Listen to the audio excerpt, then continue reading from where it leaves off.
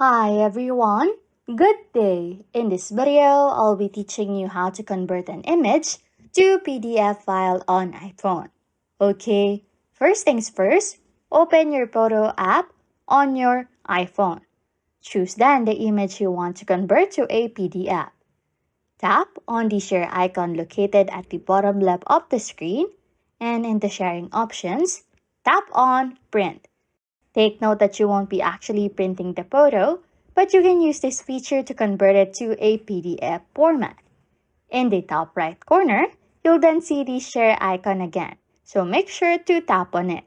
If your phone is already connected to a printer, this will then automatically save your photo in a PDF format and just save it into your files for future purposes. However, since mine is still not connected to a printer, I can share it as a PDF, but I can still save it to my files. So, once you have saved it to your files, your image has now been converted into a PDF file.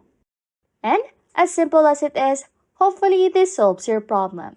Anyways, if you like content like this, don't forget to subscribe to this channel or comment down below any tutorials you want us to make, so we can help you. And that's it. You can now convert an image to PDF file on iPhone.